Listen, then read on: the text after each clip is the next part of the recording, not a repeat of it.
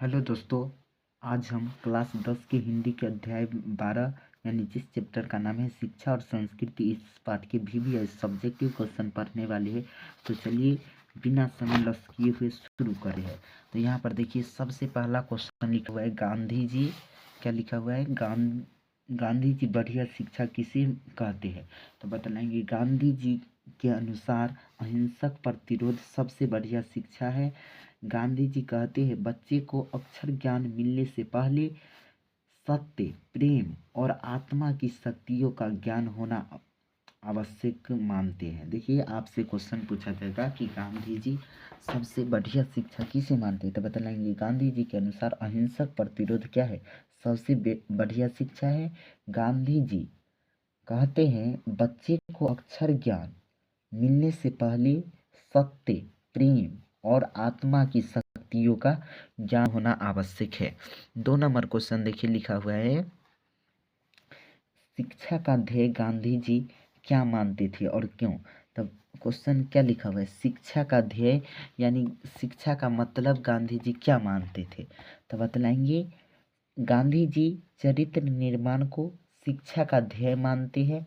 यानी गांधी जी शिक्षा का ध्येय क्या मानते हैं, तो बतलाएंगे गांधी जी चरित्र निर्माण को शिक्षा का ध्येय मानते हैं, क्योंकि साहस, बल, सदाचार और बड़े लक्ष्य के लिए काम करने में आत्म बलिदान यानी परोपकार ही चरित्र निर्माण करता है। यदि मान लेते हैं साहस या बल या सदाचार या बड़े लक्ष्य की प्राप्ति के लिए काम करने में आत्म बलिदान को ही क्या मानते हैं, चरित्र निर्माण।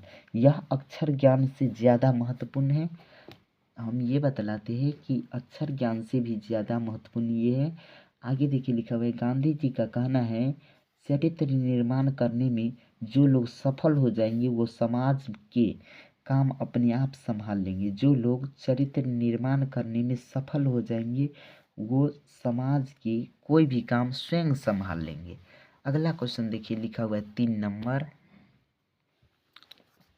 क्या लिखा हुआ है, गांधी जी के अनुसार शिक्षा जरूरी अंग फिर से सुनिए, क्वेश्चन लिखा हुआ है गांधी जी के अनुसार शिक्षा का जरूरी अंग क्या होना चाहिए। यहाँ पर कुछ का छूट गया है, देखिए होना चाहिए गांधी जी के अनुसार शिक्षा का जरूरी अंग क्या होना चाहिए। तो हम बतलाएंगे गांधी जी के अनुसार शिक्षा का सबसे जरूरी अंग चरित्र निर्माण और ईमानदारी है, जो शरीर, मन और आत्म विकास के साथ मानव जीवन में शांति और अच्छा व्यवहार लाता है। इसीलिए गांधी जी टॉलस्टॉय तथा फिनिक्स के आश्रम में इसी ढंग का शिक्षा गांधी जी देने की कोशिश की। देखिए, गांधी जी कहते हैं कि शिक्षा सबसे जरूरी अंग, यहाँ पर फिर से सुनिए, गांधी जी कहते हैं कि शिक्षा का सबसे जरूरी अंग चरित्र निर्माण और ईमानदारी है, जो शरीर, मन और आत्मा विकास के साथ मानव जीवन में शांति और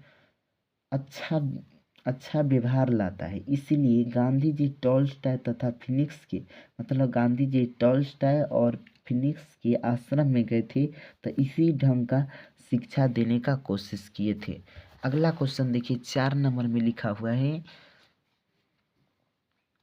देखिए लिखा हुआ है मेरा धर्म कायदे खाने का धर्म नहीं है, अस्य स्पष्ट करें। मतलब मेरा धर्म जो है से कायदे खाने का धर्म नहीं, इसका मतलब बतलाना है। तो हम ये बतलाएंगे, क्या बतलाएंगे कि इन पंक्तियों के माध्यम से गांधी जी अपनी संस्कृति के महत्व को समझाने का प्रयास किया है। उनका कहना है कि दूसरी संस्कृति के महत्व समझने से पहले अपनी संस्कृति के मूल्य को समझने का प्रयास करना चाहिए। यानी गांधी जी कहते हैं कि अगर अपने दूसरे की संस्कृति समझना है तो उससे पहले अपने संस्कृति को समझने का प्रयास करना चाहिए।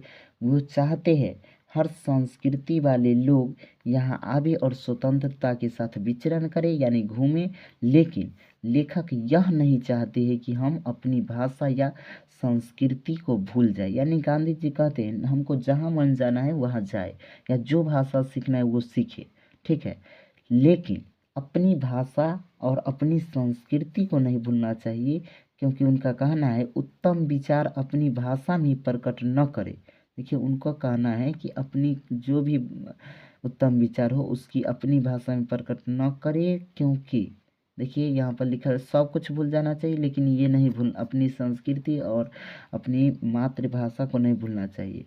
आगे लिखा हुआ है क्योंकि मेरा धर्म कायदे खाने का धर्म नहीं है, हमारी संस्कृति अन्य देश की अपेक्षा श्रेष्ठ, महान और आदर्शवादी है, ठीक है। तो इसीलिए गांधी जी कहते हैं मेरा धर्म कायदे खाने का धर्म नहीं है। यदि अपने दूसरे की संस्कृति को पढ़ना है तो उससे पहले अपने संस्कृति को समझना होगा। अगला क्वेश्चन लिखा हुआ है गांधी जी किस तरह के सामंजस्य को भारत के लिए बेहतर मानते हैं और क्यों? तो बतलाएंगे गांधी जी भारत के लिए ऐसे सामंजस्य को बेहतर मानते थे जो सत्य और अहिंसा पर आधारित हो। गांधी जी ऐसे सामंजस्य को बेहतर मानते थे जो सत्य और अहिंसा पर आधारित हो, क्योंकि सभी व्यक्ति एक दूसरे के प्रति सम्मान और सहयोग की भावना रखें। गांधी जी चाहते हैं कि गांधी जी क्या चाहते हैं? भारत के लिए ऐसे सामंजस्य को बेहतर मानते हैं जो सत्य और अहिंसा पर आधारित हो, क्योंकि सभी व्यक्ति एक दूसरे के प्रति सम्मान और सहयोग की भावना रखे, ठीक है। तो चलिए इस पाठ की जितना भी सब्जेक्टिव क्वेश्चन था वो कंप्लीट हुआ और इधर एक चैप्टर से लेकर के हमने 12 चैप्टर तक कंप्लीट किए हैं। तो आप यदि नहीं देखे तो जा कर के देख लीजिए और अगले वीडियो से यानी अगले क्लास से हम कविता की जितना भी 12 चैप्टर है इसको पढ़ाने का प्रयास करेंगे। बहुत कम भाषा में बहुत कम समय में ज़्यादा से ज़्यादा बतलाने का प्रयास करेंगे, ठीक है। तो आप रेगुलर वीडियो देखिए और कोई भी दिक्कत होता है तो बतलाइए, तब तो हम आपको उस प्रॉब्लम को सॉल्व करने का प्रयास करेंगे, ठीक है। और अच्छा लगता है तो लाइक कर दीजिएगा, नहीं लगता है तो छोड़ दीजिएगा, ठीक है।